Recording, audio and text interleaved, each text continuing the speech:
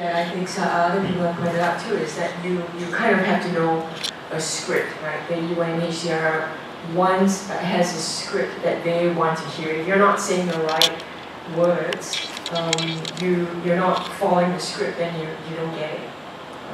And I think with some of these communities, people help people through the script. They kind of tell them this is kind of the story they want to hear. I mean, these. So, sorry, it's about making experiences legible. So everybody has their own experience of flight, of persecution, of forced displacement. But how do you make that legible to people who are going to influence any sort of claims to rights you might or might not have? And I think that's where the script comes in, because often that's the only thing that makes it legible to someone. There was a New Yorker article a while back about an African woman in the US claiming refugee status, and she decided to fabricate a rape story because she thought this was the script, this was the best way to attain the goal. She was actually a political refugee. Her father had been killed by the authorities, but it was, she was told this is the best script to make it easiest to get refugee status. So we'll open up to the floor. Hello. Good evening. I'm Aslam from University of Malaya. I would like to ask a question about in Malaysia. I know there's like coalition of Burmese ethnic Malaysia, so they have different ethnic minority groups in that coalition, except for Rohingya. So when I actually asked one of them from the organization if there's any engagement with the Rohingya communities and other refugee communities from Burma, he said no, and he said because they cannot distinguish whether the Rohingyas are Bangladeshis or from Burma. So it implies that there's a sentiment amongst the refugee community itself that the Rohingyas are stateless, like belong to nowhere. So I just would like to know if there is any animosity or rivalry between the refugee community in Malaysia, especially towards the Rohingyas, just because they are stateless in Burma. Thank you. I think it's a great question, and it's very, very much relevant to, that's a very big representation of the situation that's actually happening in Burma, is that, you find that most communities, ethnic nationalities that are within Burma itself don't recognize the Rohingyas actually being from Burma as well. That's just what's happening here. Your situation that you just talked about in Malaysia is actually an extension of the same exact situation that's happening in Burma. I don't want to particularly say that there's tension because I don't think there's been that many tensions here in Malaysia with that, but the fact is that what's happened is, there has been tensions, but the reality is also, it goes back to what you're talking about, identity and belonging. I think in Rohingya what's happened is stereotypes and stigmas have been constructed over decades about who the Rohingya are and why they don't belong. And that those facts aren't particularly true.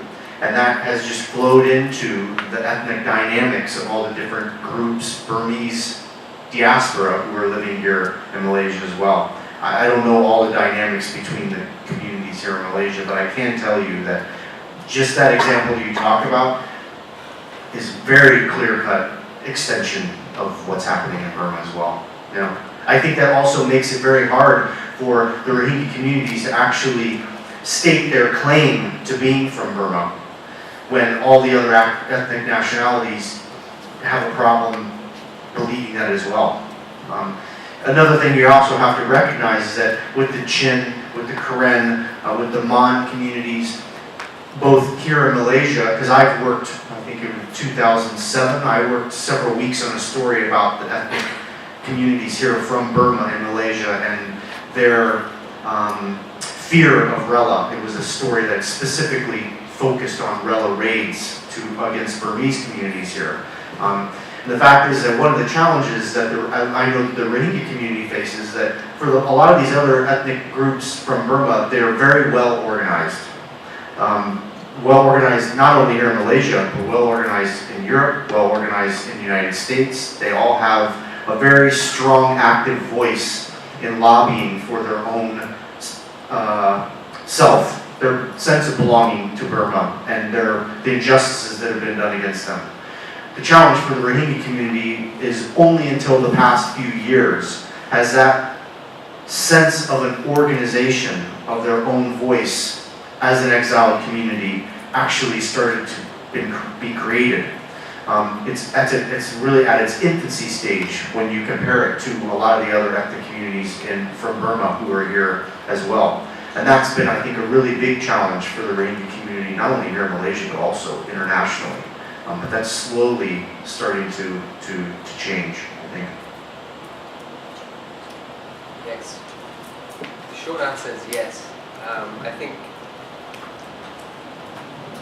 I truly agree what you said, Greg. I think the story of the Rohingya in Myanmar is replicated here because people here, just because they've left Myanmar doesn't mean they haven't internalized the discourses from Myanmar.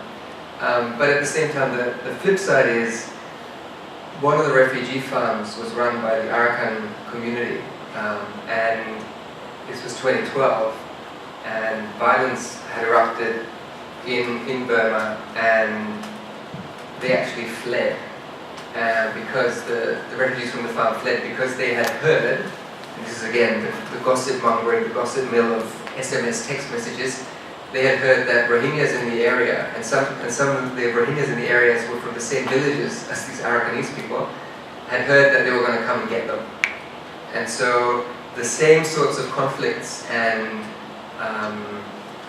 often based on ignorance, not knowing the other person, but just knowing what the history as they know it, gets played out in the microcosm of this little place that people flee and they came back to the city. And there was violence here in KL. So these conflicts are replicated, and the Rohingya don't have a voice in the diaspora as strong as a lot of these other groups, and certainly they don't have governments supporting them. The Chin community can get US congressmen and senators to come to Malaysia on their behalf. The Rohingyas don't have that sort of lobby pull with any government that I'm aware of, and I think that's a huge issue that the US can raise these issues with Malaysia, for instance, or with other countries, but the Rohingyas can't. And I think that, and again, it's very political. COVIM is a political organization. They're advocating for their own groups, so naturally they're going to try to do the best they can for their own members. Bringing in the Rohingya as there's no one Rohingya organization that they could bring in, it just opens it up for more problems than they would want advocated for their own members. I think, can I add one little quick thing to that, very just little thing, and that is, I think what you also have to recognize is that, this distrust between all the different ethnic groups within Burma is something that's a byproduct that has been manufactured from decades worth of oppressive policies by the central government of Burma towards ethnic minorities all throughout Burma. And so again, it's this extension of the policies that have been put ingrained in the psyche of all these different ethnic minorities throughout Burma that still continues wherever you are in the world between ethnic groups from Burma elsewhere. So. Do you think that maybe because you mentioned apartheid in Burma, that maybe African or European states could come in and take the role of advocate for the society or for the community as the United States are doing for the Chin? Would that be helpful? I think it's a good question. The reality, at least in my experience and the kind of the reporting and the observations that I've done over the past years, specifically with the Rohingya community, is that, and also it touches on the broader issue of statelessness. So the fact is that there's no question that one of the most sensitive issues for any kind of international policy is talking about a country's sovereign right to determine who its citizens are and who its citizens aren't, who belongs and who doesn't. And compounded by that is another layer when you build in the dynamics between ASEAN countries, where really state-to-state criticism towards issues that are not particularly economic related just is non-existent in any of the kind of discussions that you find.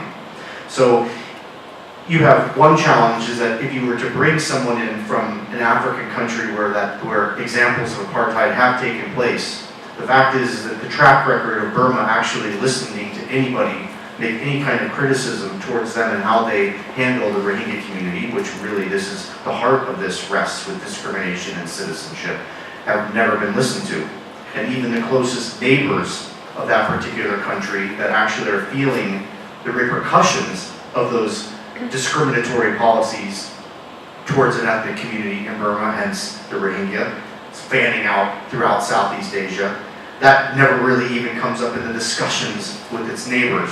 So you have all these different layers of challenges that I think policy challenges, and I'm not a policy maker, but the fact is that you see these different layers of challenges that come up to where really that's the reason why this problem with the Rohingya and the challenges have continued one decade after the next after the next.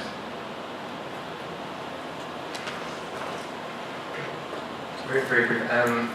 Malaysia was supposed to be that country in many respects. In 2004, they started talking about work visas for Rohingyas, the IMM 13 visas, and in 2006 it was supposed to be rolled out. And the moment it started, I think in Selayang there was an accusation of corruption, that someone was selling these visas, and within days the program was scrapped. And I know that UNHCR and some of the Rohingya community leaders have been talking to the government ever since, but it just never happened. And we're still waiting. Malaysia has, over the years, given sanctuary to Muslim refugees from Bosnia, from Cambodia, from different places. So they really were the country who was closest and most able to be that voice in many respects, and it just didn't happen.